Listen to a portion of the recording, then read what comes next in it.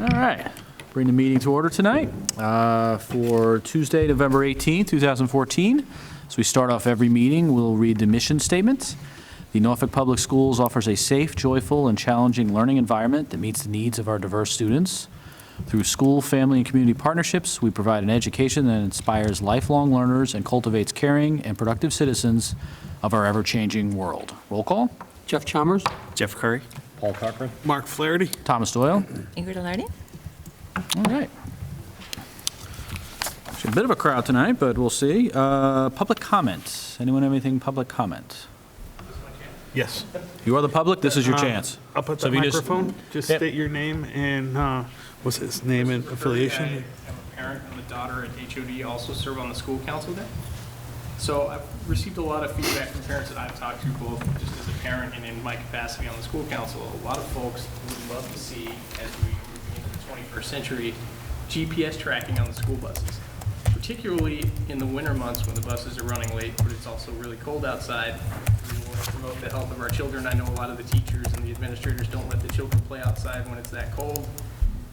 They shouldn't need to stand at the bus stop for 15 minutes either, I would presume to say. So I know a lot of school districts are moving toward this. This isn't a cutting edge technology. It's been around in a lot of districts for a while. I know a lot of the pushback in some districts is around unions and their drivers not wanting to feel like their privacy is being violated, but certainly something that, and all the parents that I've talked to, they feel like would be of great benefit to both themselves and their children on those cold winter mornings. Okay. Thank you. It's interesting. We'll think about that. So I know it's not something you guys control directly, but when the contracts perhaps up, maybe something you can put in the bid. Thank you. Thanks. Any other public comments? All right, seeing none. We'll move on to correspondence we have. Let's see, so we have a donation, correct? We have- Two from TPA and one from Target. Okay, yeah, we have three altogether. We have two from the TPA, which is $200 for emergent readers, language-based program. Then also $807 for various books, and then a walking club for physical education. And then additionally, we have $1,206 and some change from Target, a program called Take Charge of Education. So do we have a motion to accept those donations? So moved. We have a second. I'll second it. All in favor? Aye. Aye. Motion passes. All right. Moving along.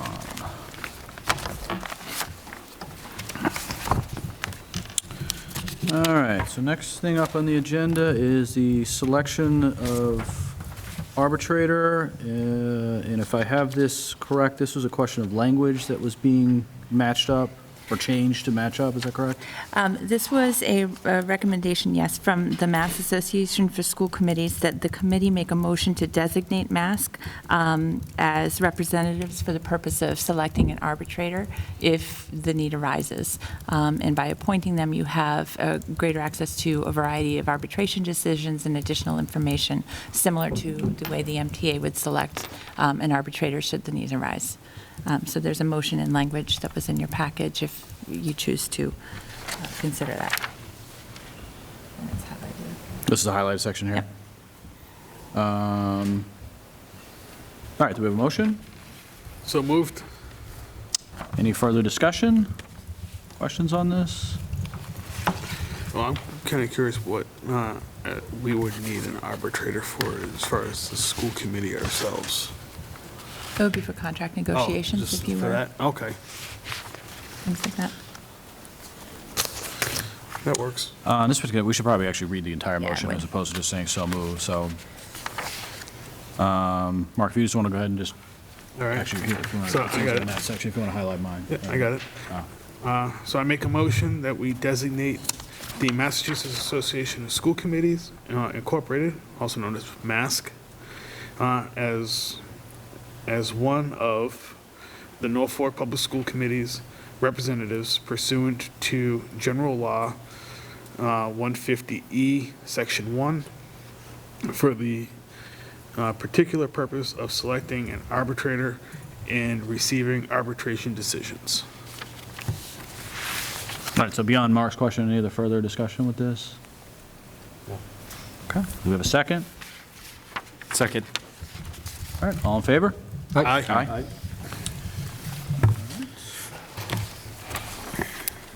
We wanted to recognize a retirement that took place actually last spring, but we didn't want to be remiss in not recognizing. This is for Elizabeth Betty Brady. Betty's with the schools for over 20 years as head cook in our cafeterias. She was a caring presence in our lunchroom for our students and her colleagues. She found the good in everyone. Took great pride in her work and skillfully prepared lunches for staff and children. She was generous with her time, giving her energy, and kind to everyone. One of her greatest joys was watching her own grandchildren go through the lunch line, which I can imagine would be fun. So she will be definitely missed, but we wanted to take the opportunity to wish her many happy times with her family and friends going forward. So nice job for 20 years, and best of luck to her going forward. So. Let's see, the last thing I had, last Thursday, there was a meeting of the regional school committee chairs. So it included King Philip, myself, Rentham, and Plainville. So it was more of a sort of a exploratory meeting, just trying to further communication lines, which I think is fair to say in the past hasn't necessarily been our strong suit. So we're trying to make that something that is in the past. So it's more of we're trying to just find different areas of agreement, focusing on transparency, particularly with budget issues, which obviously ends up being usually the biggest question in the room. So it was a very nice meeting, relatively short in nature, about an hour.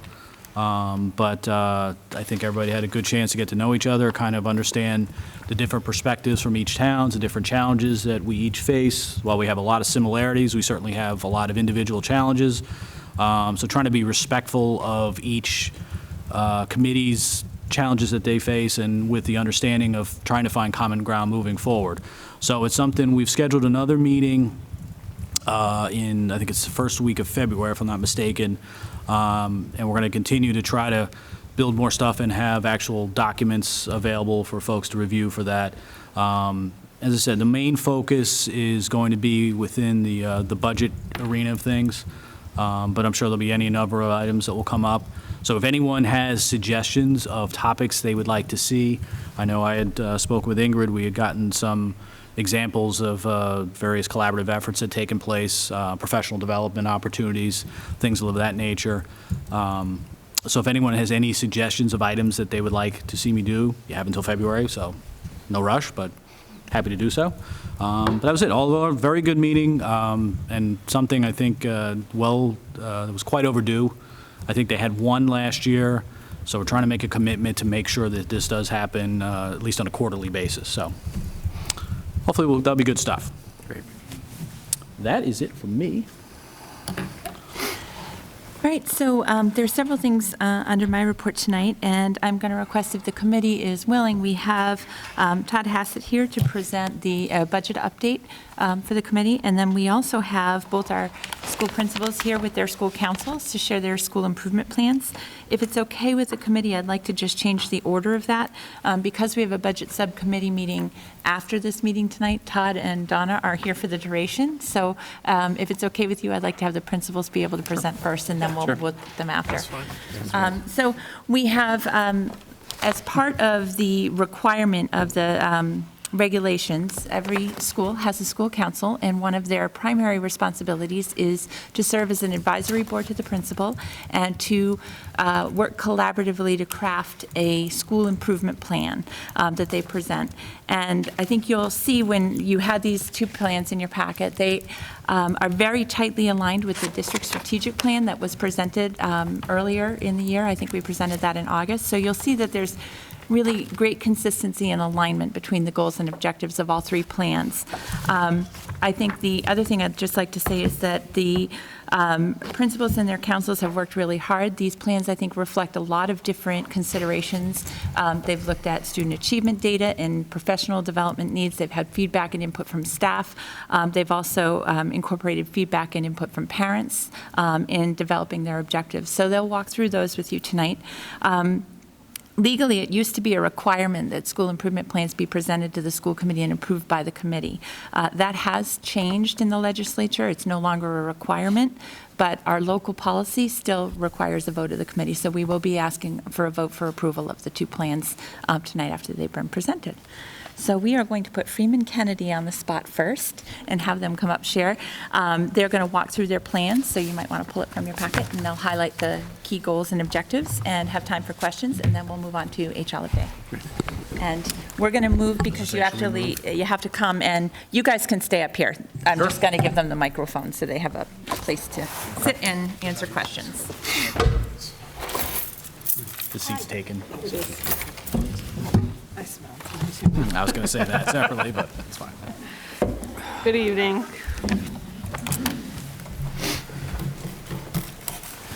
First, I'd like to take this opportunity to actually recognize all my school council members who actually work with me on this committee. So actually, Miss Lassie, who's sitting right next to me, she is our school adjustment counselor, so she has been on the committee. Laura Mellick, who is our art teacher, she's not present tonight, is on the school council. Judy Holt, who is a community representative, who's also a former fourth grade teacher for many years in the Norfolk Public Schools, is here tonight. Judy, you want to raise your hand? Jill Henry Lawrence, a parent representative, is also here in the audience, and she's been part of our school council, and Kristen Savoy, a parent representative. So I want to thank them for all their hard work on this plan that we've created that will actually be comprehensive for the next 2 years. As Dr. Alardi mentioned, that this plan is part of our strategic plan as well, so it dovetails nicely into all of our goals, I think, as a school district, and primarily within our own schools, what's been happening. So there's 3 objectives or overarching objectives: curriculum, professional development, and assessment. So if you turn to the first page, the first strategic objective is curriculum. To ensure high achievement and outcomes for all through engaging students in rigorous, coherent curriculum that fosters the development of 21st century skills. And in the box above that is everything that we have actually accomplished over the last 2 or 3 years. So things that we've already been done. And then underneath that, there is actually 2 or 3 goals that we'll be working on over the next 2 years. So the first things that we have actually completed is the curriculum coordinators, Kelly Whitmore and Debbie Dressler, who was the former assistant principal at the H. Olive Day and the curriculum coordinator, completed an extensive review of math, science, and social studies of the current curriculum being taught in the areas of math, science, and social studies. And in 2012, the school district adopted the new Go Math program as the core curriculum to be taught in grades kindergarten through grade 6. This new math curriculum is aligned to the Common Core standards. The Common Core standards also places a high emphasis on the automaticity of math facts. All students began using extra math to practice their math facts at home and at school. And after a careful review of this product, it was determined that it was not effective. And we did get a lot of feedback actually from parents on that as well. As a result, the school district purchased a district license for Reflex Math this fall in 2014, and we rolled that out. Reflex Math is used to practice math facts in online games and at home in school. The new program has been received well by students, parents, and teachers. A lot of parents come up to me at different opportunities and even at TPA meetings and say, Lisa, my kids are doing it in the car. They want to do it on the weekends. So we're very happy to hear that that has been such a successful program. And we're excited to actually begin to look at results and actually track those results. Nice. In 2013, a review of the social studies curriculum was completed. Grade 6 adopted the National Geographic curriculum, which is aligned to the 6th grade standards, and also includes a rich technology component. Grade 3 updated their Massachusetts textbook to align with the standards. And in 2014, the school district adopted the FOSS science curriculum in grades K through 6 that is now aligned to the next generation science standards. Teachers in grades 5 and 6 have implemented Joan Sedita's Answer Key curriculum. This curriculum has supported all students on how to answer open response questions in a systematic, sequential way. And some of you that were on the school committee last year, I did a huge overview for you on all of that, and we continue to see great results in that, so we're excited about that too. Our open response scores, I just said, have increased. Lastly, all the teachers at Freeman Kennedy School have been trained on smartboards and document cameras. This assistive technology is used on a daily basis. So I'm actually going to just walk through the goals. I'm not going to walk through every single action step, but if you have questions, I know you had an opportunity to read this a little bit, if you could let me know, that would be great. So one of the things that we've been working on this first goal in our staff meetings with teachers is actually to promote higher level thinking skills to use with Bloom's taxonomy.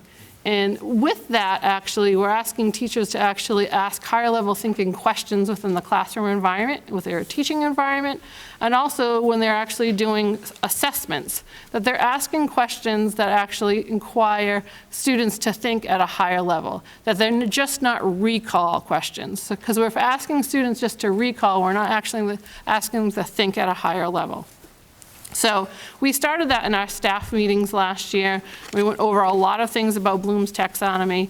This year, we're actually going to be looking at assessments. We're going to be asking teachers to bring their assessments to the staff meetings. We're going to be asking them to look to see what types of questions are being asked on those assessments. And do they need to actually make some changes or adjustments in the assessments? Any questions? Okay. The next goal, if you flip the page, teachers will integrate technology into their everyday teaching practices, which will help further develop students' 21st century skills. So we moved into this school 3 years ago, which is hard to believe, and with that came a rich technology component for teachers, with every classroom being sized for a smartboard, with teachers having iPads on carts, laptops on carts, and things of that nature. So our goal, obviously, for that is to provide teachers the opportunities to use this technology in multifacets. And actually, also, a lot of the curriculum now, actually, Go Math, all of those lessons are online, so teaching the teachers how to use all of that. So we are working very well with that, and we have a new technology integration specialist who is doing a great job actually getting into the classrooms and working collaboratively with teachers on things that they are asking to do. So that's Lisa, question for you. Sure. I'm just curious, resource-wise, are we leveraging Google Apps versus using MS products? Because I see here you've got PowerPoint. Why aren't we using slides? We have Keynote available as well.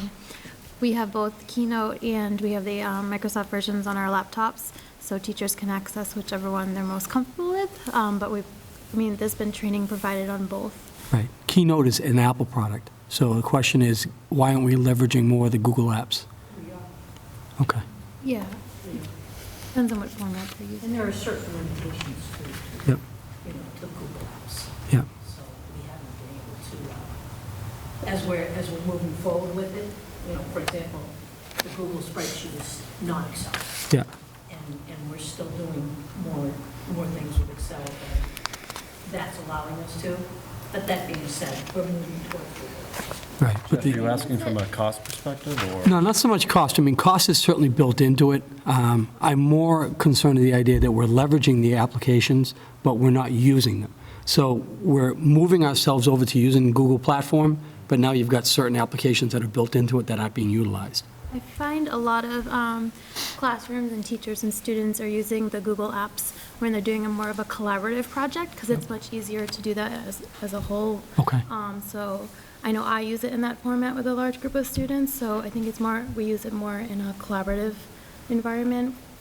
Whereas maybe if you're just creating like a PowerPoint to show somebody, you might just go back to your typical kind of thing.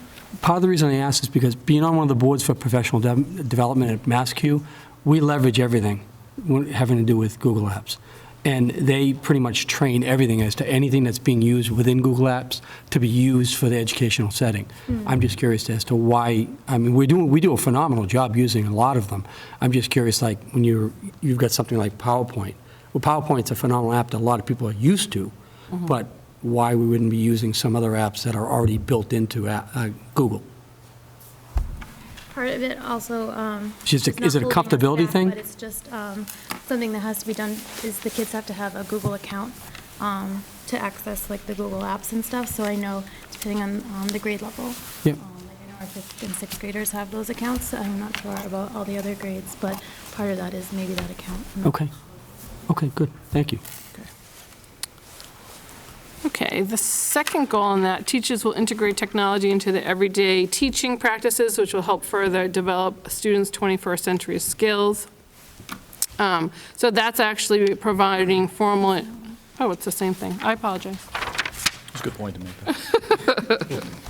It's the same thing. Yeah, it's 20212. That was a Oh, it's the same thing. Okay. a lot of action steps. Yes. All right, the next strategic objective was assessment, to create a coherent, cohesive pre-K to 6 assessment plan with clear proficiency benchmarks in all core content areas that equips teachers with the data needed to provide tiered instruction. So underneath that, our first goal is to collect baseline data on developmental reading assessments, it's called the DRA, in grades 3 and 4 in order to establish improvement targets.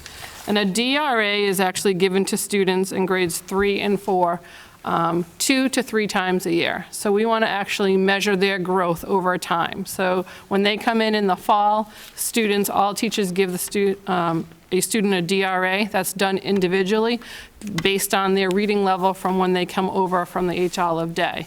And then from there, the students are we have some benchmarks where we'd like students to be when they come in September. And if they're not there, then actually put something in their brain to say, you know what, I want to keep watching them in the classroom to see, you know what, sometimes we call it the summer slide, and it picks up really quickly. And if it's not the summer slide, then you know what, do we need to actually have them looked at by the developmental reading teacher to actually possibly provide some more intense services. And then what we do is that if those students actually need some more intense services, we want to benchmark them again the middle of the school year in January, and then we want to benchmark them again at the end of the school year. So it's a good tool for us to look at reading comprehension, fluency, just different things so that we know the kids are on target for reading. The benchmark's based on outside research? Or? Yes, it's based on what actually, one of the things that the ELA committee did was actually look at data, and Mrs. Mecklenburg, who oversees the ELA committee, that committee actually looked at all the data and said, you know, these are the benchmarks that we feel that at Freeman Kennedy School are where students should be. And you know, different schools are actually setting different targets based on their data. So it's not a third-party benchmark? No. It's Yeah, so, in-house? mhm. Okay. Yep, it's an in-house. The outside resources too, like the DRA, do have set guidelines. Guidelines, yes.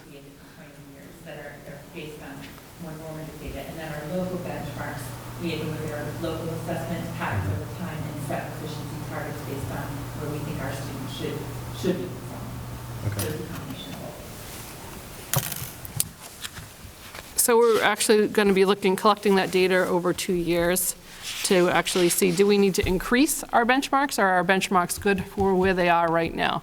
Because sometimes, you know what, you may have classes or grade levels over time that are higher, and you may want to raise those so that you're pushing the bar higher. Lisa, you said a 2-year period? Yes, we're going to collect data over 2 years. Okay, this says 3 in a couple places. Am I just not reading it correctly? It says grade 3 and 4. Is So what collect you're reading? baseline data in grades 3 and 4 in order to establish benchmarks. Yeah, It's 2 this is 2 years. It's 2 years. Okay. The next goal is we want to collect baseline data on grade level writing in order to establish improvement targets. So this year, all students in the fall actually had a writing prompt. And we asked those students to actually write based on that writing prompt, and we had a rubric that correlated with that. And our data teams actually met this fall, and we have some that are meeting actually next week, and we looked at student work. And based on student work, we made some adjustments to the rubrics and things of that nature. And then teachers actually, you know what, saw on visually on a paper where we collected that data, you know what, where were some of our students' strengths in the area of writing, and where were some of the areas that were, you know what, areas for improvement. And based on that data, you know what, in their everyday teaching, you know what, they know where they actually have to go back and actually reinforce some of the writing concepts based on the Common Core curriculum. So that being said, they are actually going to get a writing prompt in June.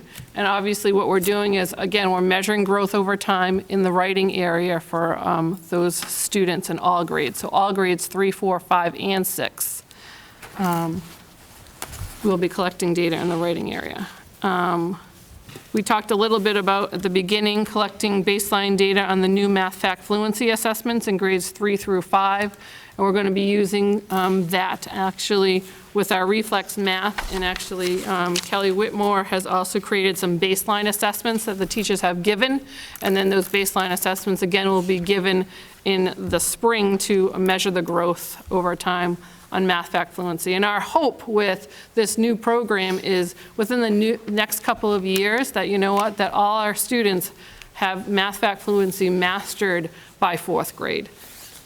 And that, you know what, over time, you know what, those students actually, once they hit 5th and 6th grade, that they own their math facts and their automaticity.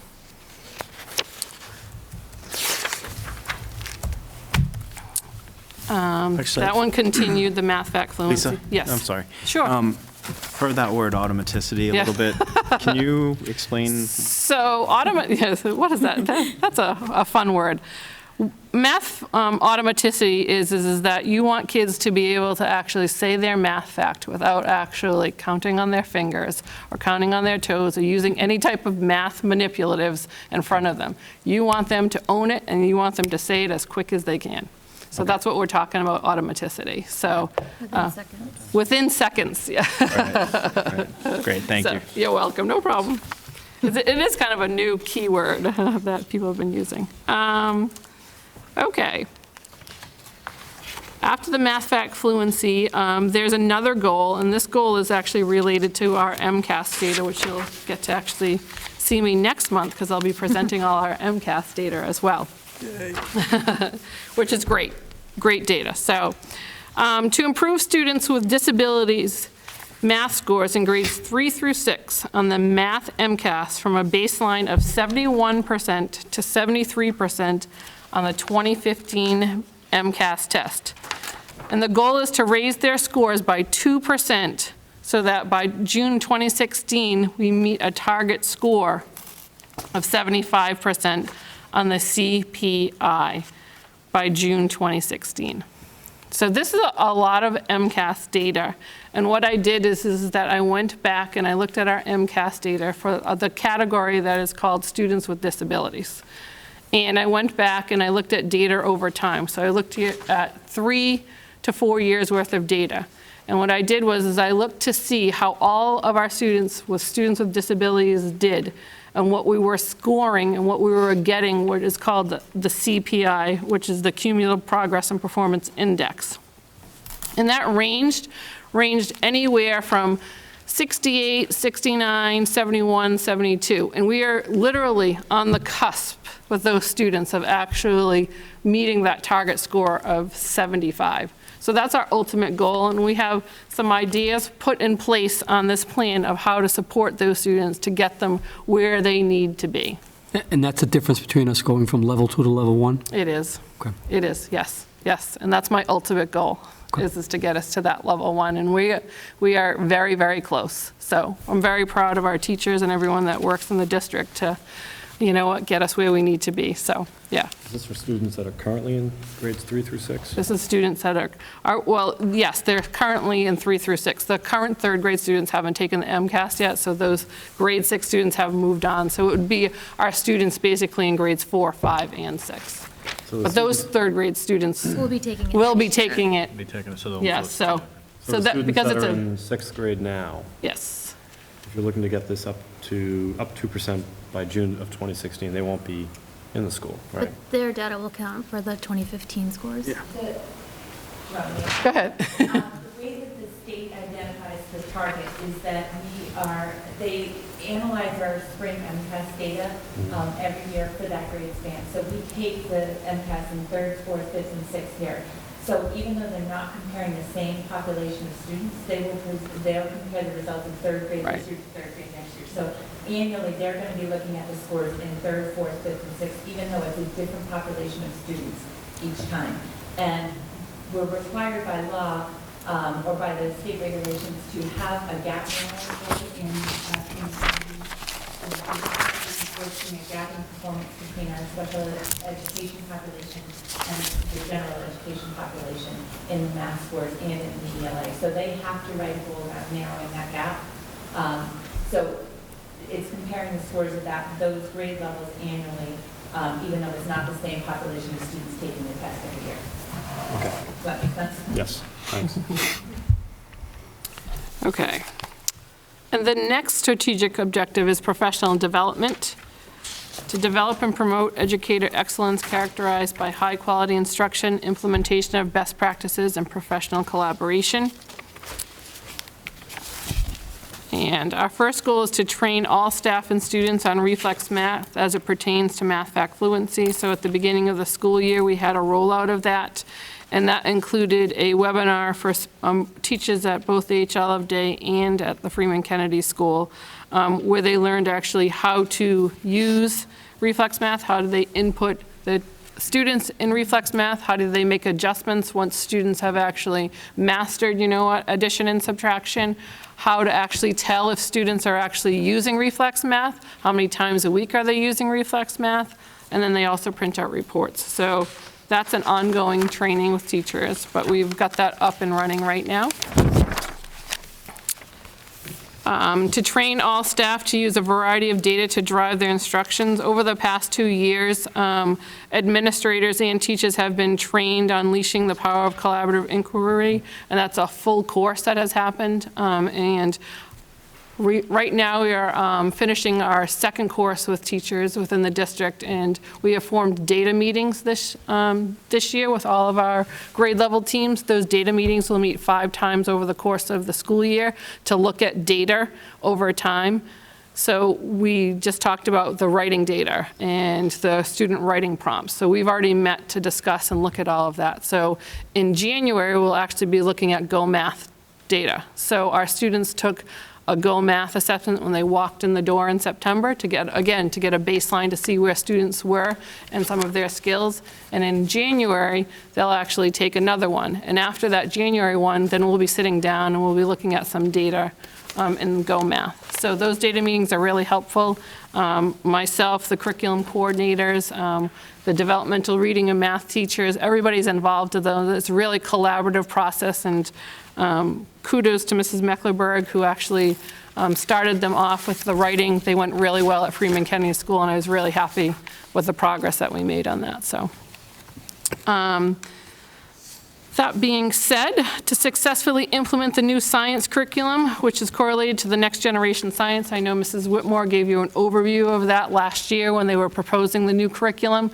This year, actually, at our first professional development day, teachers had the opportunity to have some direct instruction training from the FOSS company, and they met at grade levels to actually have a hands-on half-day with those people to learn about the next generation science curriculum and the standards.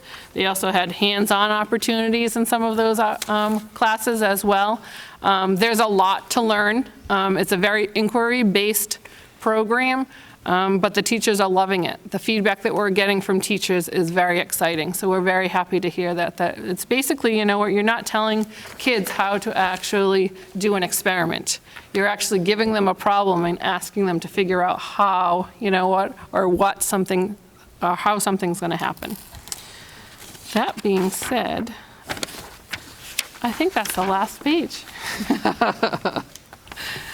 So, we have a lot of great things and a lot of great initiatives going on at Freeman Kennedy School that actually coincide, as Dr. Lardy said, with our strategic plan, and we are actually implementing some of these goals right now, and I'm very pleased with our progress. Seeing that some of these goals are already in progress and some of the steps within are complete, Is this, how's this updated and when, and how do we stay abreast of how you're getting through it? So our school council basically will meet on a monthly basis throughout the school year. And with the classroom teachers, obviously, some of the things that we're doing, I'll be actually meeting at grade level teams, staff meetings, to actually talk about the progress that we're making. Some of it is you're really collecting data over time. So some of that actually won't be able to be updated until June. To let people know where we are, but certainly next fall, we can actually give an update to the school committee on our progress and our goals for year one. So But nothing in between? As far as the we status can update? certainly, whatever you guys would like, I can update you and come and tell you about everything. I can communicate it to Dr. Alardi, however. In the document, there's a final column with progress notes. Mhm. So I would recommend that they, since they update the committee, a progress at the end of this year, as to the initiatives, using that, and then make recommendations in the fall if you need to adjust or change any goals. But they can certainly provide a written update between them as a committee.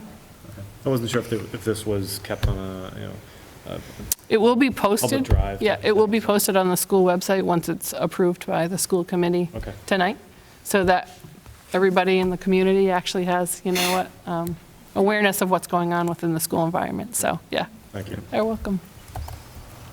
Anybody else have questions? Okay. Thank you.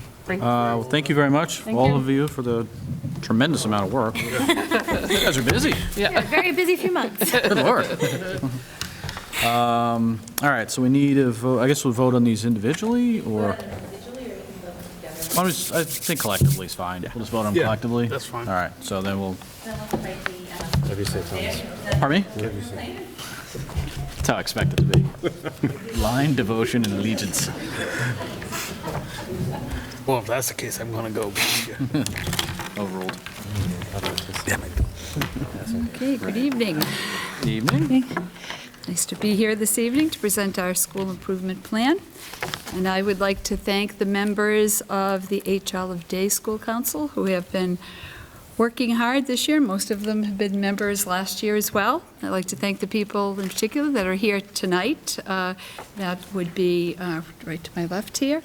We have Chris Curry, who is our parent representative, and we have Bonnie O'Connell in the front row, who I think most of you know, who is a teacher representative. We have Anita Mecklenburg, our assistant principal and curriculum coordinator for ELA and social studies. And behind her, we have Betty Berry, who is a community representative and was also a member of our faculty at HOD for many years, and she taught second grade and is now a community member. In addition, we also have Ian McKenzie, a second grade teacher who is a member, Chuck Persky, who is a parent, and Pauline Savigny, who is also a parent, who also have served. And they were sorry that they could not be here this evening. So basically, this plan that we are presenting this evening was the result of the collaboration of the members of the HOD School Council. We were guided by the district's strategic plan, and we based our goals on identified needs that we have, and that was based basically on input from both staff, members, and from parents. Last spring, we conducted a parent survey, which probably a few of you took, and we were very fortunate. We had 140 families respond. So that was a really good sample. That was about half of our families. So that was a good response. So based on that, our first goal is in the curriculum area. And that is to explore the addition of world language to the Norfolk Public Schools curriculum. And under the curriculum area, parents identified world language on our survey as an area of interest and an area of need. Years ago, we had a Spanish program, and unfortunately, it was eliminated due to budget cuts. The school council feels that there are great benefits to learning a second language at a young age. And in the world economy, there is an emphasis on biliteracy at this point, and so it would be of great benefit to our students starting at a young age. And I know that Chris was a parent who really promoted this, so do you want to No, speak I to mean, that? I don't think this is anything that's a surprise to anyone. Everybody, I'm sure, has read the studies that show that children that much easier to learn a second language early. I don't know why in our school districts in the United States, we wait till high school to make that a requirement. If that money was shifted earlier, I think the kids would get a lot more benefit from it. But it's the same thing with music. There have been many parallels and studies done that show that children do better in other subjects if they know a second language, particularly in the language and reading areas. So, yeah, we just, as was previously mentioned too in the survey, that was the #1 area that parents had responded to. We had listed, for those of you who took it, several areas of opportunity, either expansion of existing subjects or new subjects, and that by far, foreign language was the area that parents responded to wanting to see more of. So, Do you recall what the other subjects were, the other choices? I'm just curious. I don't remember. Health and wellness, music, technology. Expanding. No, I was just curious. Is there, right, yeah. That's yeah, interesting. I think half of them were expansions and 3 were new. We're new, right. Yeah. Okay, thank you. Okay, so as you can see, our, basically the background information on this page is just what we just reviewed. And our goal would be really to explore language programs, the kinds of language programs that they have in other area schools, see what possibilities are there. And we understand this is a school committee decision, a budget decision. So all we're looking to do is just explore the idea, since so many parents expressed an interest in it, and staff members as well. I know something that comes up quite a bit in the budget meetings. In the strategic plan that you approved earlier, this was in phase 2, was to Right. research, and that was Yeah. scheduled to be done this year. So the HL Day is offering to spearhead that project and put together the research literature for it. Okay. You could go anywhere from as simple as what was previously there as an exposure program all the way up to immersion. It just obviously depends on budget constraints. Right. Something I think we've looked at a lot in the several years I've been on the budget subcommittee. So, yeah. Right, it's It's a just always recurring theme. it's just a matter of finding, what we need versus what we want. And, sometimes the needs outweigh. But yeah, definitely something that's going to be brought up again this year, I can bet. Does anyone have any questions about that? And the next has to do with homeschool communication. And enhancing communication with parents in the community has consistently been a goal of our school and of our school council. We're always looking for ways to make our communication more clear, more efficient, and family-friendly. So from the parent survey, we gleaned information and decided to identify 3 areas. And that would be to enhance our school website, to create a blog. We actually created a blog last spring, but we haven't been using it as consistently as we should be. So it would be really to continue the blog and enhance that. And we also came up with the idea of holding a forum for parents in the community to participate in. So we want to hold at least 2 sort of town meeting type of meetings where we might identify a couple of different topics that were brought up in the parent survey that people might want to come to talk about or to gain more information about. So we won't be doing anything before the holidays, but we're kind of hoping that maybe in February and May, we would hold 2 town meeting type of forums. Linda, would you also be open to some form of like a webinar, which would be associated, so you'd have more parents available? The webinar. You know, I think that if we have the one, if we don't get a lot of participation, that might be very telling, and that might lead to trying a webinar, especially after that, if we don't get the in-person participation.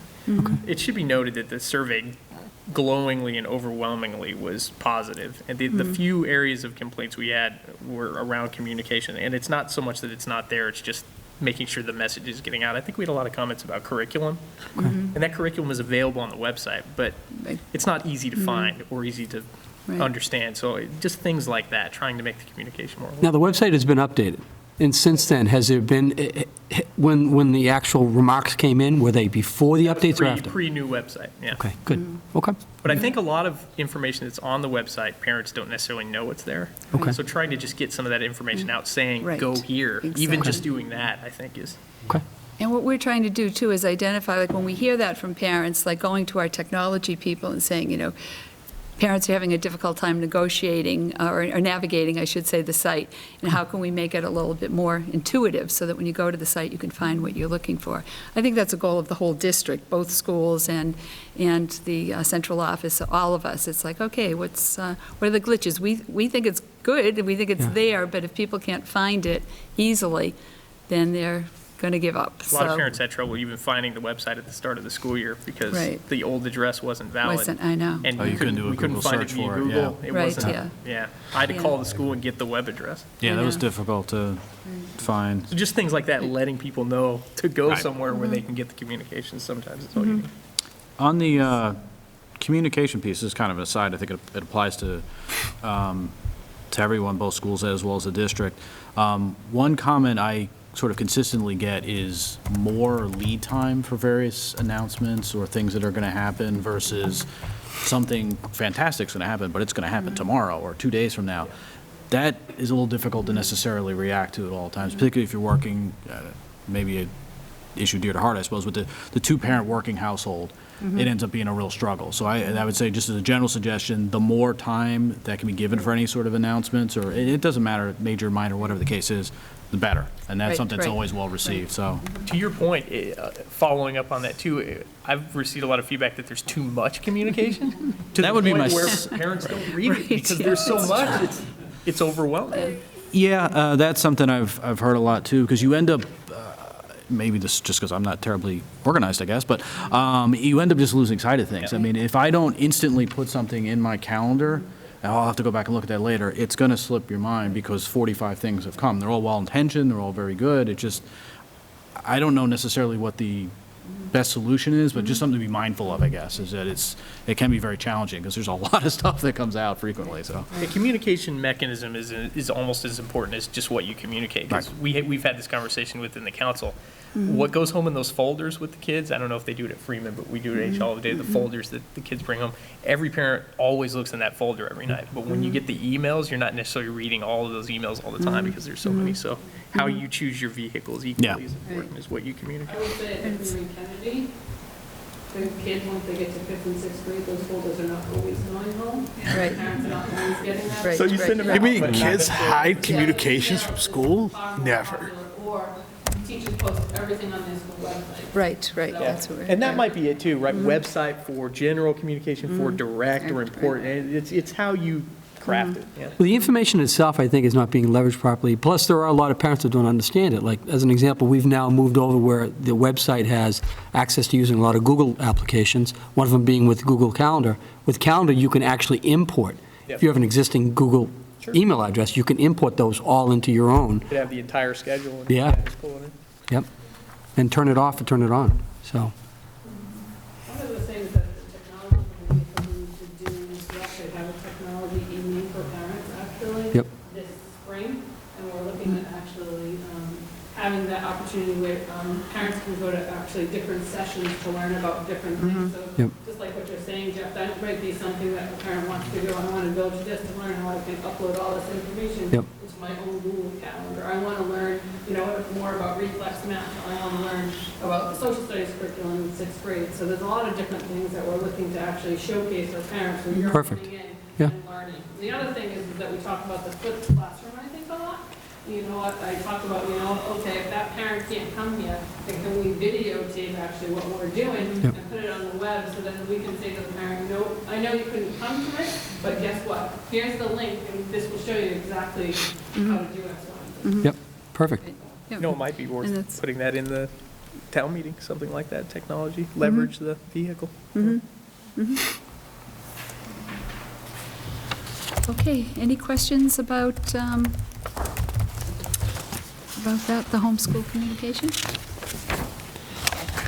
So the next one, our next goal has to do with technology, and that has to do with sort of the broad look at it, having adequate resources, integrating the use of technology into all curriculum areas, and providing professional development for all staff. We're very fortunate to have access to great technology. We have computers, laptops, iPads, smart boards, et cetera. And this year, the district has been fortunate to add a full-time technology integration specialist as well. Our newest curriculum programs, for example, FOSS in science and Go Math, have online resources. So we just want to make sure that we're making the best use of technology that we have by infusing our curriculum with technology and providing the professional development that people need to optimize these resources. So that basically, you've read the whole background about the curriculum teams. As we create new curriculum, the curriculum teams are all looking at including technology as a component.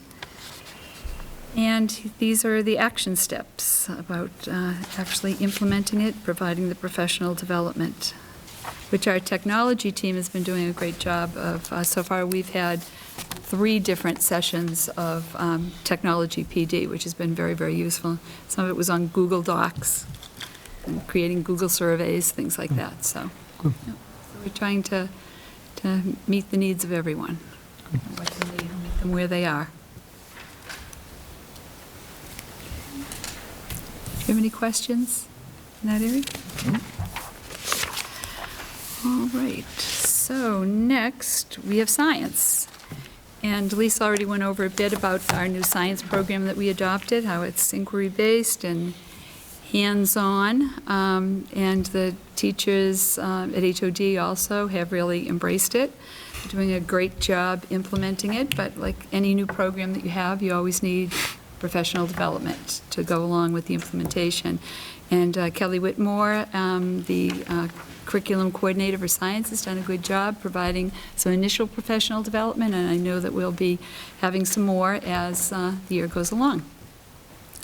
So you can see that we have, so our action steps for professional development, the Science Curriculum Committee, serving as liaisons between the grade level teams and communicating questions about professional development needs and updates on the FOSS program. And then at our grade level teams themselves, they'll be talking at least once a month about the adoption of the FOSS program and sharing questions and concerns at the grade level, and then relaying those, any questions that can't be answered by the grade level representative back to the science committee or to the principals. Okay. Okay. Any questions about that? That's kind of straightforward. New program, new professional development, and making sure that everyone's on board. How's it been received so far? Very well. Very well. Yeah. Yeah, the children are really enjoying it. The teachers are enjoying it. It's always nice to get new materials and new resources and new ways to look at things. So it's, as Lisa had mentioned before, it's all aligned with the national standards. So, yeah, everyone's enjoying it. Great, I thanks. think it's, so far, so good. It's accomplishing our mission. Okay, so let me see what we have for number 5. Okay. Next, we have a goal about professional development. And we have, the goal is to continue to support teachers and support staff as vibrant members of a high-performing learning community by creating a dynamic process to provide professional development opportunities to promote educator excellence, develop teacher leaders, and enhance the overall efficacy and efficiency of teaching and learning at HOD. And the ultimate outcome, of course, of professional development is that there'll be improved student learning and achievement. So at HOD, we're very fortunate to have a great group of teachers and staff who also happen to be lifelong learners. They want to continue to learn in order to further enhance their own skills and thus the achievement of our students. Over the past few years, we started to really use our staff meetings for professional development, and that has really worked out very well and has been very effective, I think. We have also started to tap the expertise of our teachers in a more formal way with the establishment of what we called the HOD Academy, but we still call it the HOD Academy. We started it last year. And through Academy offerings, we strive to provide timely professional development by utilizing the expertise of our own staff. It's not only cost-effective, but also more user-friendly because educators like to learn from practitioners that they know and respect, rather than always from experts on the outside, even though there's definitely a place for those outside experts as well. So we do enjoy having them once in a while. But so far, we've been doing some things. We have a book club going on right now, professional book club, where teachers are getting together to read some books on reading strategies, because our emphasis has been on differentiated instruction and small group instruction in the classroom to enhance the reading skills of our students. So we have a book club that's been going on for a month, and we have Anita and I facilitate a thing we call TED Talk Tuesdays, where you're probably all familiar with TED Talks. I love TED Talks, kind of addicted to them. But there are some great ones that are very relevant for education, too. So we select a TED Talk that we focus on, we show it to the group, and then we have some good discussion, I think, on how it's relevant to what we do as educators, even though it's not specifically, the talk may not specifically be on education. And then the teachers write a reflection on it, and we discuss that at the next meeting, and sometimes we'll do a cumulative meeting at the end of the year to talk about all of our ideas and how we've used them in our work throughout the year.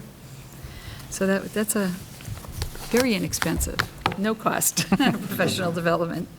So it's been fun. Do you have any questions about? I think it's worth mentioning, Linda, that a lot of these things are happening outside the teacher's contract, so they're coming in the morning, so they don't need to come in and stay for right, that day, so exactly. they don't need to stay late, and really collaborating and learning together as a community of professionals is very exciting.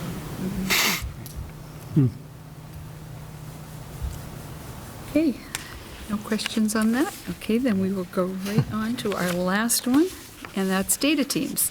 And Lisa had indicated that data teams have been established here at Freeman Kennedy, and it's been a district-wide initiative, so we have also instituted them. We've been looking at data for a couple of years and using data, but this is a really more formalized kind of an approach, more uniform approach, so everyone is looking at the data and using it to really inform instruction. Sometimes you can look at data and say, oh, that's interesting, or that's great that so many children achieved here, and so many students may need some support there, and then you sort of put it away.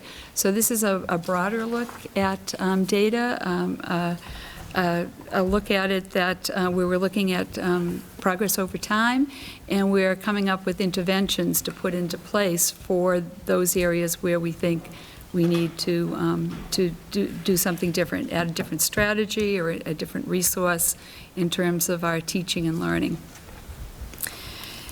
And so we do have the grade level teams. Our teams have met at least once, and data is also discussed at some of the grade level meetings outside of the official data team meetings.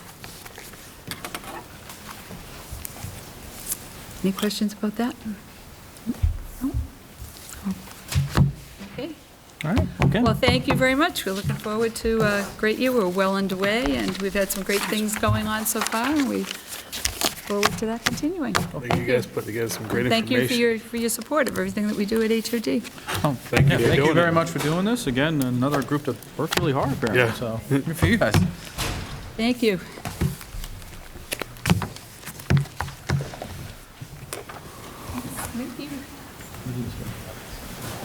Maybe he finally went digital and got sucked into his computer. Weird science. All right, well, again, thank you both for very detailed presentations. Obviously been very hard at work, so very impressive. So thank you to everyone and part of this. It's very much appreciated. All right, so For the committee to accept the school improvement plans. So do we have a motion to accept both school plans? I make a motion that we accept both schools' improvement plans. Any discussion? I'm not sure where Jeff has wandered off to. He stepped away for a sec. Yeah, we noticed. Well, see how this, if need be, we'll recall him, but I think we'll be okay for the moment. Any further discussion on this? No?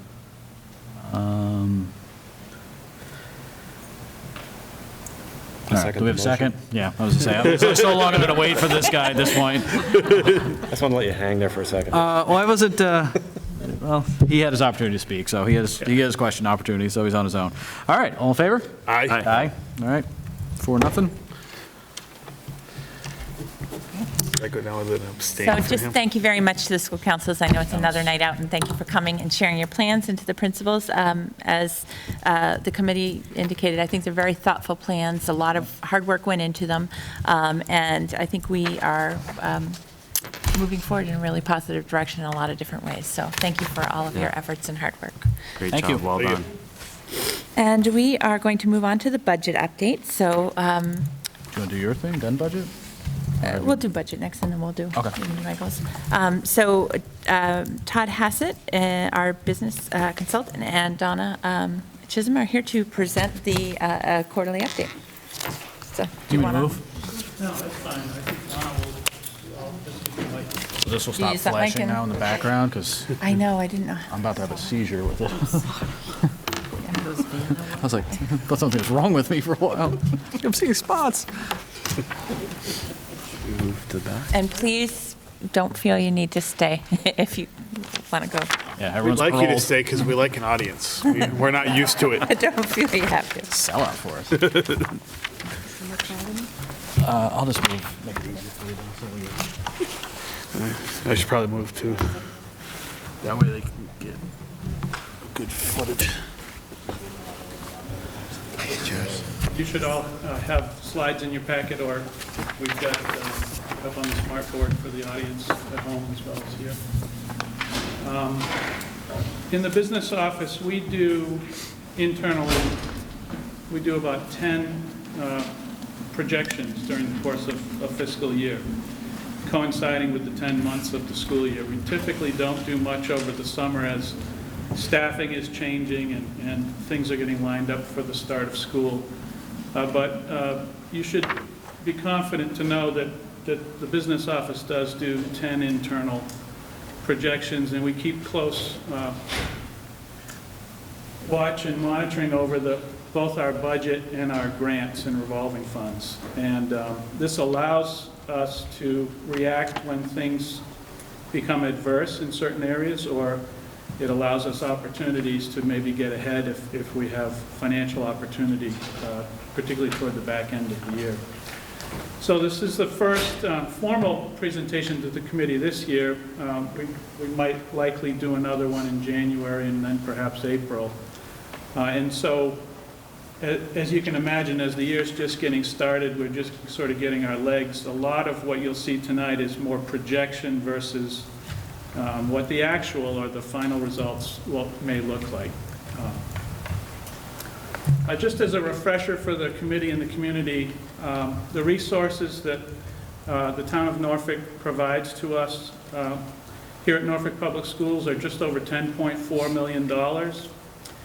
And this represents about a 4.25% increase over last year's budget. This chart just gives you a sense, big picture of how the resources are allocated, have been allocated by the school committee. And you'll see the largest part of the pie, the green, is about 77% of our resources are allocated directly to instructional services. And I'll talk a little more about each wedge of the pie here. And you can see that the remaining components, other student services, operations, fixed charges, and out-of-district tuitions and administration all represent a small portion of the remaining 23% of our budget. So I'm just going to take you through each of the major areas. And you'll notice at the top, in this case, I'm referring to what we call the 1,000 series of accounts. So this is just sort of following the statewide account structure that all public schools follow in Massachusetts. And our administration budget here is just about $562,000. This comprises the district office, superintendent, business office, human resources, legal services, and also district technology. At this point in the year, we're tracking pretty much right on budget. As you'll see, we're pretty much just under 100%. There are a couple of areas of note to the committee. One is that we've got our eye on a couple of potential concerns that might involve additional legal services. Nothing to be concerned of at this point, but it's just this is on our radar. And also we've implemented, as you know, a new fingerprinting program for all staff and anyone involved in working with our kids, including volunteers and chaperones and so forth. So this year is the first time we're reimbursing folks for fingerprinting, and the activity's been running a bit higher than what we had projected in the budget. We thought this would span more evenly over a couple of fiscal years, and we're taking a little bit of a bigger hit this year. So other than that, we're pretty much in good shape at this point. And this represents, I don't know, about 6% of our budget. Just under 6. Next slide, please. Instructional services. This is our building leadership, our principal's offices, all of the teaching services and specialists that we have for our students, professional development, which you've heard about a little bit tonight, the instructional materials and texts and technology, and also guidance and psychological support services.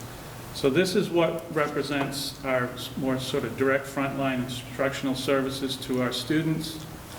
As you can see, we've had a fairly large increase, and this has been a real effort of the current administration and the recent committees to put more resources into instructional services here in the district rather than either outplacements or using the resources for other purposes. So we've been able to reinstate more of the health program, as you know, and the curriculum adoption, which we've been able to do with science, and ELA is targeted this year. So just over $8 million of our $10.4 million is allocated in this area. At this point, we're tracking within 1% of our target budget. We do anticipate that possibly the ELA adoption may run over that budgeted line. That's still, in the works. We have, since school opened, found we have a need for a 0.5 ELL teacher, which was not in the budget, and we're in the process of attempting to fill that position. So that's not shown in the projection yet until that's a little further along. And we've, just of note, put a lot more emphasis into substitute resources for teachers and staff so that they can pursue more professional development this year. Next slide, please. The 3000 series, other student services, this is really around our health and nursing in each of our schools, pupil transportation both in district and out of district, so regular ed and special education students. In some cases, there may be a food service component, although, as you know, our food service program is designed to be a fee-based, self-supporting program. In recent years, we have had to subsidize this program through the operating budget to get through the year. And then other student activities. Apologize for the technology. We're going to buy light bulbs this year, too. Doing its own thing. Because it seems to be fading. Very dramatic. It is. Sorry. Well, now it's pretty So colors. one more slide. So this represents about 7% of our budget, most of which is around transportation. And we have had, since the start of the year, a couple of outplacements the need to transport a few more students than we did at the beginning of the year. We're still tracking pretty much on budget, as you see, so no real need of concern, but this is, special education is something we look at closely on a very regular basis, so. Next slide, please. The 4000 series is primarily the operation and maintenance of our 2 facilities. It also includes a technology component for the technology infrastructure that supports our curriculum. This would also include any heating and utilities. You see I've mentioned extraordinary maintenance. We have, in recent years, not been able to budget for any unforeseen matters that might come up as relates to maintaining our facilities. Last year we had a couple of issues at HL of Day that we were able to manage through that were not budgeted. It's something we tried to reintroduce for this year's budget, but late in the game, as we were balancing the budget townwide, we weren't able to maintain that. But we keep it on the radar because it's, given that the HL of Day School in particular has sort of been through a lot of its life cycle and come of age, we're mindful that we need to do certain maintenance to keep that facility in good shape. Again, prior to today, I'd say heating fuel might not be a concern, but it got pretty chilly tonight. So, it's a little early. Again, this is assuming we're going to pretty much spend what we've allocated. This area of the budget has been fairly level for a number of years, although this year we were able to add a 0.5 custodian. So the winter will dictate how we do in the heating fuel area. In terms of the electricity support, as you know, that's now been taken over townwide with the solar program. So we no longer have the electric costs for the 2 schools in our budget. That was taken out a couple of years ago. It was about $150,000 from memory. So this is tracking pretty much on budget at this point as well. And we'll go to the next slide, Donna, please. The 5000 series here in Norfolk, we don't allocate many resources to. This is for things to do with employee benefits, insurance programs, any other contractual obligations. It could involve rent, but we don't have any need to rent facility space. Relatively fixed. It's relatively fixed, yes. And this is where we budget, for example, for buybacks for those staff that are let us know they're retiring. And that's the main portion of the $35,000 you see there. As of right now, we don't anticipate many retirements this year. Next slide, Donna. 7000 series, this relates to acquisition of equipment, replacement of equipment. And again, as you see, we have not, well, this facility is new and we've put a lot of money into equipment and furnishings, but typically we don't have a lot of resources allocated to this area. For last year, most of what was expended related to an upgrade to the phone system. This year, the $28,000, which is projected at just over 30, relates to improving the security system primarily at HL Day School. But there's a small component that relates to this facility. So right now, we're projecting this area will be slightly over budget. It's magic. And what we're thinking about, which we'll begin discussing with the budget subcommittee, this line, likely the next logical thing, we did have a maintenance plan developed for our facilities, and we've targeted the need to do some recommissioning at the HL Day School next year for a lot of the major systems to make sure we stay on top of proper maintenance of HVAC and that sort of thing. Okay, next slide, please. In the last section, the 9000 series of accounts relates to our students that we're not able to service here in district that we outplace to either another state school. In some cases, it could even be a residential program or a private school, and a collaborative, such as our FICO collaborative, which we're members of. Right now, this area of the budget, we're looking really good. This is tracking very favorably. We had anticipated 2 students this year would be outplaced, and we've thus far to date been able to service them in district. So, we're looking at potentially some savings in this area, some turn back to the town by year end. Although, again, it's early in the year. Very often, in the spring and late winter, we do find the need for additional outplacements, or we have families move in with students that have needs that we can't address in district. This part of the budget also is funded through state reimbursement, the so-called circuit breaker program. And as we're spending less in these areas for the higher cost per pupil services, we'll be expecting less state reimbursement in future years. So as we develop the budget for 16 and 17, we may have lower overall gross costs, but less circuit breaker to contribute to offset, and the difference is funded through our operating budget. Those potential savings, have they been tentatively reallocated anywhere, just in case we have it?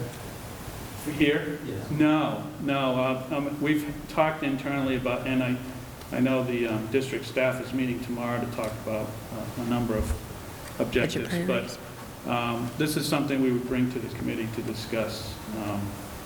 And I actually think with that, teacher I mentioned, excuse me, I was going to, is potentially one thing in the instructional area that we might need to fund that salary from a small portion of this. and I was going to say, it's still, in terms of this particular area of the budget, it's a little bit early to look at reallocating, because we have responsibilities. If we have a child move into the district that is already in an out-of-district placement, we absorb the costs from the date of moving. So, and those placements could be, $85,000, $90,000 before transportation. So it would be a little bit too early to look at this point in the fiscal year. Next slide. This slide just simply summarizes at this point, again, we're only 2 months into the school year, how we're faring, or projecting how we're faring in all of these major areas. This would be the unexpended portion of our budget. So at this point, we're anticipating we're at 97.5%. We're within 2.5% of our budget, which, believe it or not, is healthier or a little more comfortable than we've been working with in recent years. This has been closer to 1% at this point in the year. So this does give us some opportunity, potentially, but as Dr. Alardi says, out-of-district placements can quickly change the picture. And we'll continue to do these monthly updates and update the committee as often as you like. I just have to think one more slide, Donna. So in addition to our operating budget, just as a reminder, we also, the district receives grants, which are primarily supportive of our special education programs. These are mostly federally funded through the DESE. We also have, as you know, a number of fee-based programs that we run and account for in separate funds that we refer to as revolving funds. It's the lunch program, which has been challenging in recent years to fully fund itself. The SAC program for before and after school services. As you know, 3 or 4 years ago, the committee reluctantly had to introduce a transportation fee. And we also have tuition fees for the preschool program and our full-day kindergarten. And a modest amount of facilities rental that we're able to put those monies back into the maintenance of our facilities. Just of note, federal grants in recent years have either been level or in many cases declining. And I've mentioned the school lunch program twice already tonight. The other revolving fee-based program that's running a little tight that we're keeping a close eye on is the pre-K program. And again, if any of these programs are not able to fully fund what we planned, that pushes back on the budget to offset any shortfall. What are the drivers around the front, around the grants? The drivers around the grants. What dictates how much we receive? Can you help me with that? For the grants that we receive, it's a state formula, so it depends on, most of the federal grants that we receive, we've got Title I funding this year. The state gives us an allocation, and our allocation for Title I is pretty low. We only get about $16,000 for that. Title IIA is a professional development grant, and the state gives you an allocation, and that grant is low. It's about $15,000 this year. The other circuit breaker grant depends on the percentage of students that you have that are high-cost students, and then they reimburse a percentage of the cost of educating those students. So that grant is changing.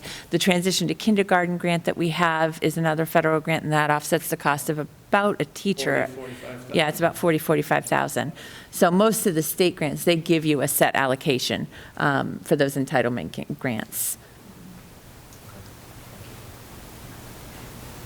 And then there's the Chapter 70 aid too. That's also a Right. state, big state aid. So that's the update for this evening. Thank you. Okay, thank you. Thank you. Thank you, Anna. The old trick laptop game. I can tell you, I bet the principals are really glad they didn't have a PowerPoint. They went back and forth, and I bet tonight. For that one.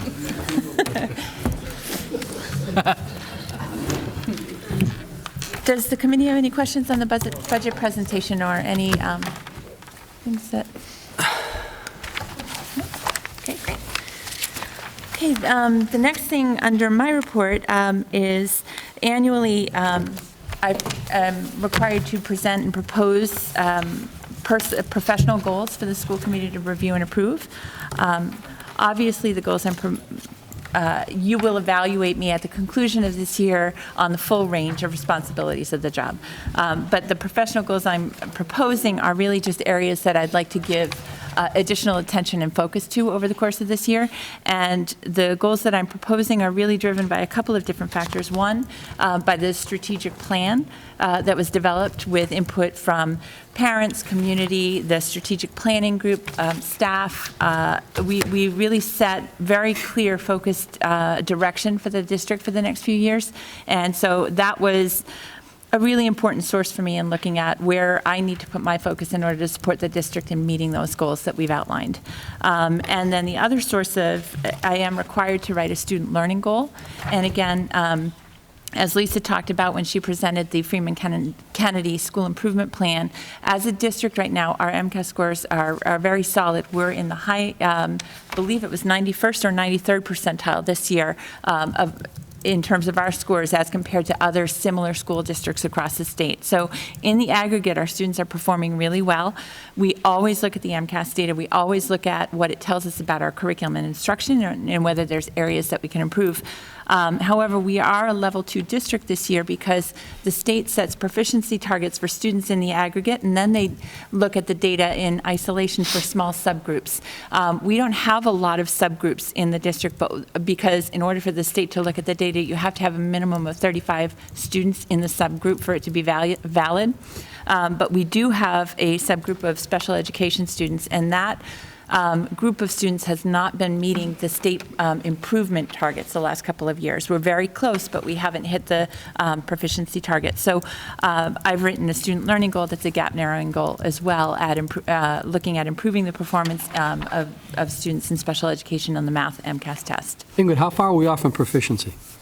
The state sets a target of 75 for a CPI target. The CPI formula involves a lot of different data points. So you get a certain number of points for students depending on whether they score needs improvement, high needs improvement, proficient, or advanced. Yep. And you also attendance, participation rate, and other factors are considered in, and you get a CPI score. Yep. Our CPI scores, as Lisa had indicated, have been in the 68, 69, 70. The state target is 75. So we're a few, there was a year that we were really close. And so it's still a gap, but we're a lot higher performing than most other districts across the state in terms Yep. of the CPI target for Absolutely. that group. Absolutely. So I'll walk through the individual goals I'm proposing, and then if anybody has any questions, I'm happy to answer them. The first professional practice goal that I'm proposing, and it's really more of a district-wide goal, is to really look at strengthening and improving opportunities for professional development and growth across the district. And that will support us in delivering high-quality instruction, implementation of best practices, and ongoing professional collaboration. Again, this comes right from the strategic plan. The particular areas and action steps that I would like to take, one is to continue our work at fine-tuning the educator evaluation process, and as part of that, we're required to negotiate with the Norfolk Teachers Association those district-determined measures that we've discussed. So we're going to need to do some professional development around that, and that is one area that I would like to negotiate by December, district-determined measures for the core academic staff, and by April for related service providers and staff that are working indirectly with students. The other thing I'd like to work on is by March, forming a district-wide professional development committee that will develop a comprehensive long-range professional development plan for all that will meet the needs of all staff. So we want to look at the needs of our paraprofessional staff, our secretarial staff, our core classroom teachers, our specialists, and when I'm talking about a long-range plan, we want to really look at what new curriculum initiatives we have coming out each year and how are we appropriately supporting people in meeting the challenges of those new initiatives, required technology training.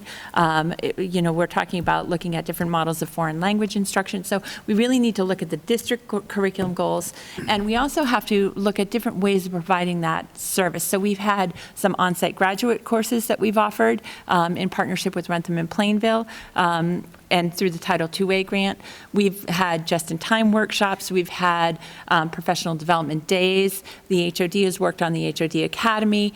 So we're looking at broadening the way we deliver professional development. The technology team has really been working on flipped classroom and webinars to provide access to at off hours for people to continue their professional learning. So we'd like to put that together in a really long-range comprehensive plan that will involve a needs assessment so that we can make sure that we are meeting the needs of the diverse group that we have.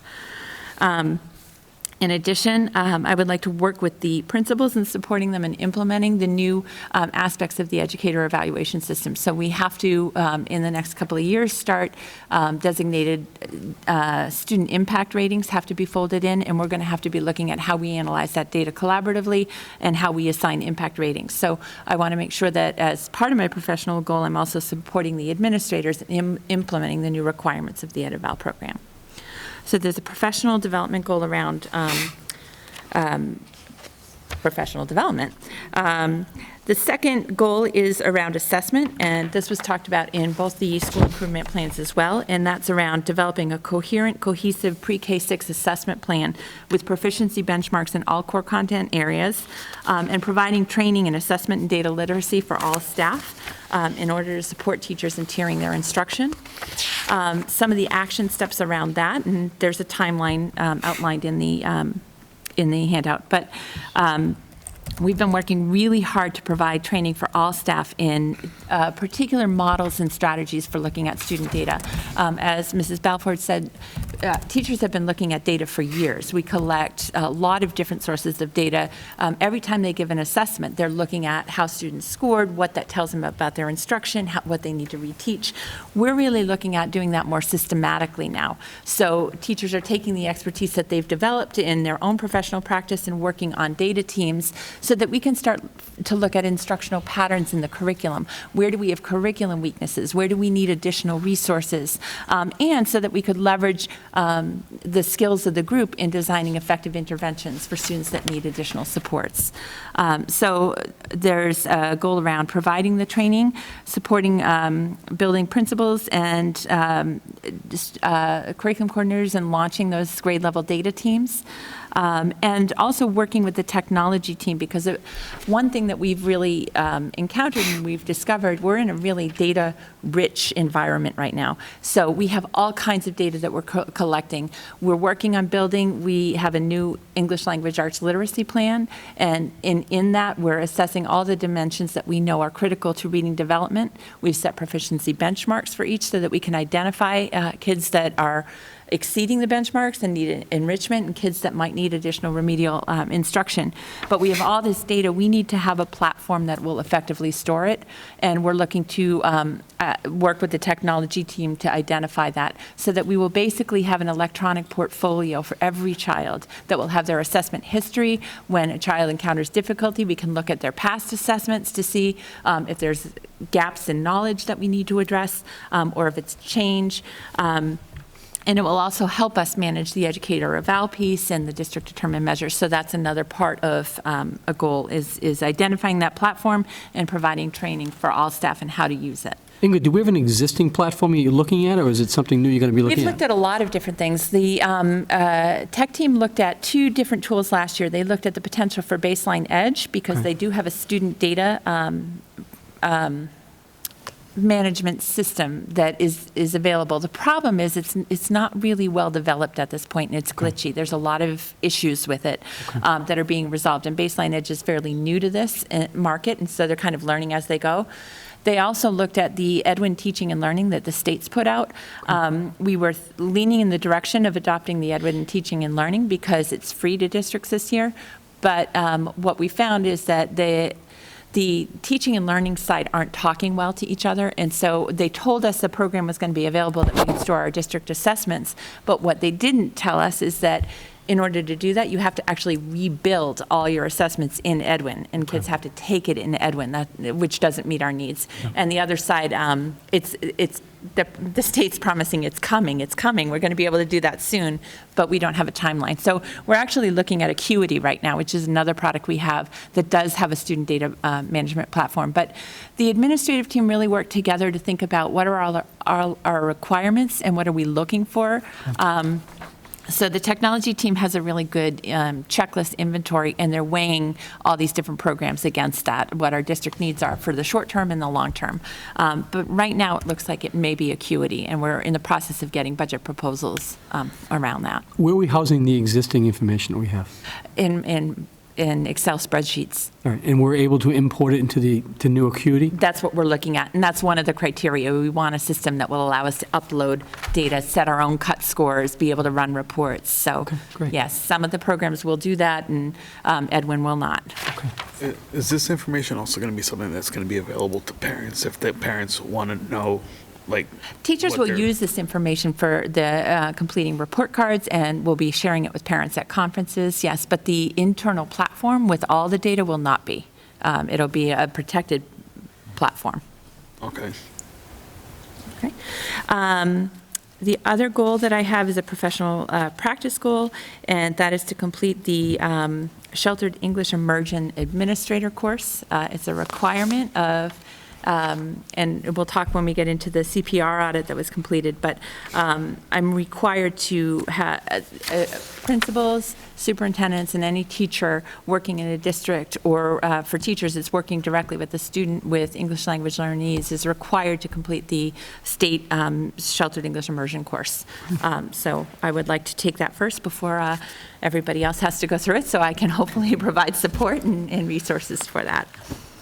And then my student learning goal is written a little bit differently than the goal that you saw in the Freeman Kennedy School Improvement Plan. So Lisa wrote her improvement goal around the CPI target score.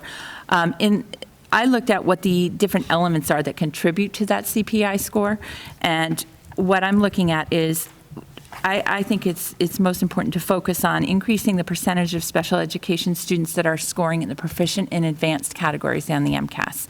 We have too many kids that are scoring in the needs improvement and morning categories, and their score, that is what's factoring into the lower CPI score. So I really want to look at those elements. When you look at and I set my target for 5%, to increase it by 5% over 2 years. Right now, our 3-year rolling baseline average, we only have 33.6% of our students from grades 3 to 6 that are on special educational plans achieving in the proficient and advanced categories. I would like to see that increase by 5% over the next 2 years. I hope to exceed that goal and see even more of our students, but that's the 3-year baseline that I'm looking at and increasing that. Part of that is looking at, and you can see in the action steps, looking at some of the assessments we're using to look at students' needs in terms of mathematics, looking at IEP team processes. Oftentimes, students are found eligible for special education services at the lower elementary grades. They may have a specific learning disability that often shows up in reading first. And as they age, we want to make sure that if the disability starts to impact other curriculum areas, we're re-looking at what additional services kids may need. We also added the developmental math staff this year at both HOD and Freeman Kennedy, and with our data-driven process, we're hoping to identify kids earlier and provide more intensive services. That was the goal of adding the staff at the H Olive Day. We only had one person, now we have two, so we can double the frequency of services we're providing.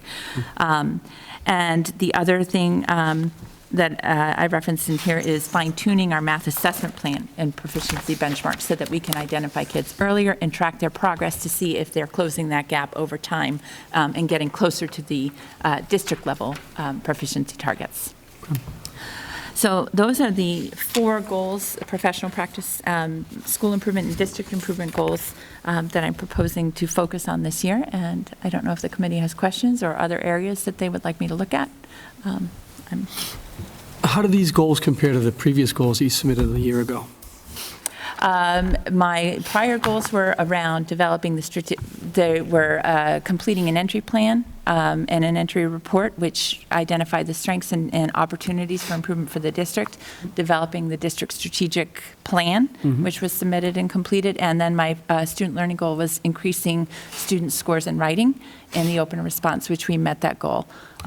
So they're similar in that there's professional practice, district improvement, student improvement goals, but the nature is a little bit different because the prior goals have all been completed. Yep. Okay. Great. Thank you. Sure. Ingrid, Yes. what are the I was going to ask that standards? too. I couldn't figure that Okay. out for the life of me. I'm like, Roman numerals, there's letters. Sorry. Just link back to another document, or? It does link back to another document. The school committee last year had a subcommittee that worked to develop an assessment instrument for my performance. The state published a rubric, and for administrators, for principals, teacher performance rubric, and a superintendent rubric. There's 4 different standards in that rubric. And the school committee last year determined which standards they wanted me to focus on. So this references which standards that you chose the goal relates to.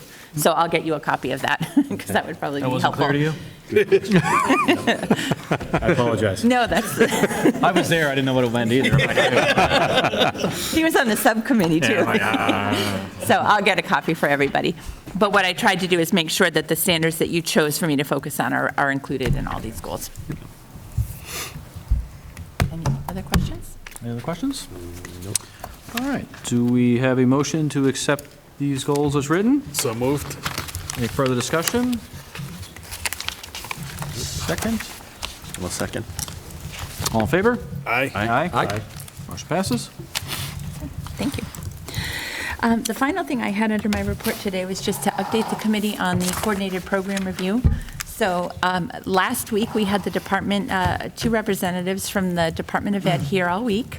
It is part of our compliance review of our special education, our civil rights, and the English language learner programs in the district.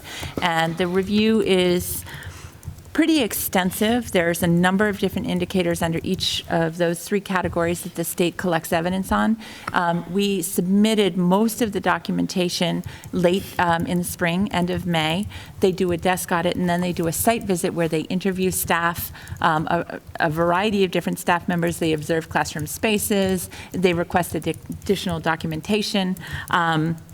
And then at the end, they will issue a draft report for us. So we had our closeout meeting. I would say that some of the things that the 2 representatives that were here commented on, they can't share with us the findings yet, but they did comment on a couple of things that I think are important to address. One, they really acknowledged that there was a very clear evidence of the dedication that the staff here have to serving students and to meeting the needs of all learners. And they said that in the interviews with staff, it was a very consistent theme, and they were impressed by the commitment that the teachers, administrators, instructional support personnel demonstrated in those interviews. So they did want to acknowledge that and recognize that. They also talked about, they thanked the administrators for their hard work in putting together an interview schedule that was smooth and efficient. They were able to see all the staff members that they wanted to see. They requested certain, they wanted to see a related service provider. They wanted to interview one psychologist, and they gave us a range of people. And Mrs. Balfour, Dr. Tupper, and Lee Southam Hickey did a great job of coordinating that schedule, so they talked about that. They also commented that the district did a really great job of integrating students with special educational needs and a range of different needs into the general education curriculum with appropriate supports to ensure that they would be successful. So those were some of the things that they noted. What they've told us is the next step. It's going to be, they will put together a draft report that we should receive in 45 days that will tell us how we did in terms of the compliance part. If there's any areas that they found that we need to improve, we'll have a draft of that. We have 10 days to respond to any factual inaccuracies in the report. Once we've done that, there is a final report that will be mailed to us, and once we receive that, that is required to be available to the public. So a copy would be in the library, we'll have copies in central office, but that's a public report. It's also available, I'm quite sure, on the web. And then if there are any findings in terms of compliance, we have to write a corrective action plan, and we have to address those within a one-year timeline, and then we have to submit the documentation that we have followed through with a corrective action. One part of the CPR review was the English Language Learner Program. That audit is done by a different office. It's done for the Office for English Language Acquisition. And that department is running behind in their report writing. I guess they're not as well staffed, and they haven't transitioned to this online form. So they said that we can expect to hear from the Office for English Language Learners sometime within 6 months with a draft report. So as soon as I receive it, I will certainly share it with the committee, but I did want to thank all the staff members who participated in the interviews, hosted visitors throughout the day to the classrooms, and for all the work that was done in preparation for the compliance report. And I do think that we're going to see very positive results from that. Okay. Good. Okay. Is That's the all I final have. report delayed then because of that? No, they will Or is it issue, separate one they'll issue a entirely? compliance report on the civil rights and special education piece Right, okay. within 45 days, and then we'll get the ELL component somewhere 6 months, about 6 months after. Is this done on a regular basis? Every 6 years, you do, they audit everybody in the Okay. state every 6 years. Ah, okay. Okay? That's all I had, and then we're on to subcommittee reports. All right. King Philip. Fun times. Probably the biggest thing that we discussed was the school committee regional meeting you guys had. That was probably the biggest. Just a matter of open communication, collaboration, and going You forward. guys met before we met, right? We met last night. We met last, okay, I was trying to remember what day it was, okay. Yeah. I think that was probably the longest discussion we had throughout the meeting, was really just keeping things the way they should be going, and how we've had problems in the past, overall, all three towns. Right. We've finally come to a point where we're moving forward, and the King Philip board is just pretty much on the same page as you. Just may want to make sure that we're all going to collaborate, we're going to be open, and we're going to basically be on the same page moving forward. All right. Policy? Also, we got a third reading on the background checks, criminal history, record information and core requirements, as well as the student discipline.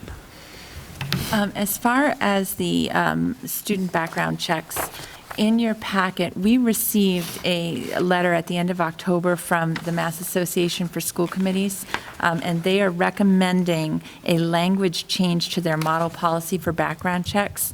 Unfortunately, our policy subcommittee meeting had to be canceled, so the policy subcommittee hasn't had a chance to look at this recommended change. So I would So we could table recommend this. we table the final reading of this policy until the subcommittee has read and reviewed the recommended. So put this on for December. Yep. Okay. Is that, if that's okay with the rest of the That committee? makes sense? Yeah, that makes sense. We still have the That leaves us student to student discipline. discipline, right? Yep. And there were no changes from the second reading.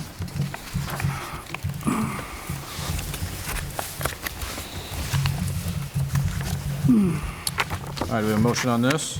So moved. Second? Well, second. Any discussion on this? All right, all in favor? Aye. Aye.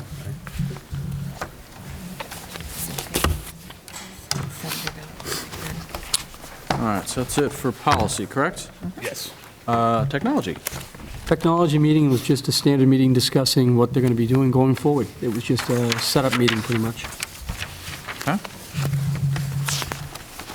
All right, moving on to new business of an application for renewal for, Building subcommittee.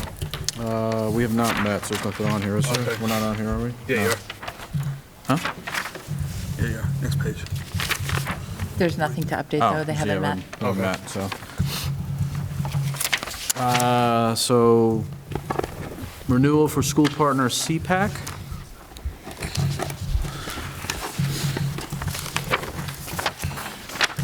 So do I have a motion on this one? I make a motion that we approve CPAC. I second the motion. Any further discussion? All in favor? Aye. Aye. All right. Up to review the minutes. Everybody have a chance to review those? Everybody look fine to me. I don't know if Yes. anyone saw anything. Fine to me.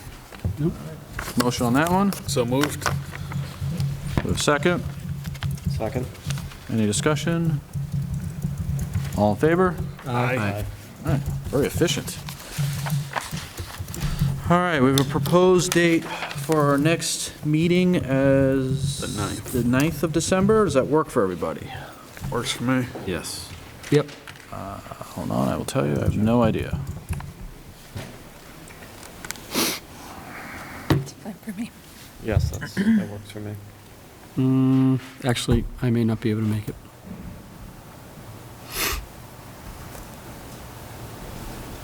I am good the 9th as well. I don't know what we want to...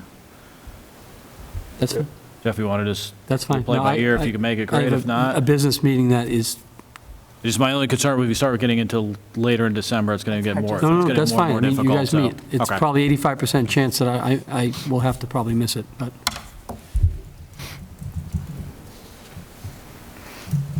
All right, so we'll put that there. We'll put up a picture of a Google thing in your honor.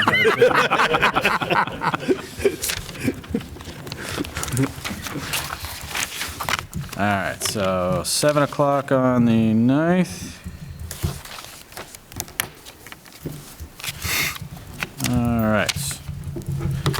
Very good. All right, so I move we go into executive session to discuss strategy with respect to litigation and not to reconvene in open session. We need a roll call vote for this. Jeff Chalmers? Jeff Curry. Paul Cochran? Mark Flaherty. Thomas Doyle. Thank you very much. We'll do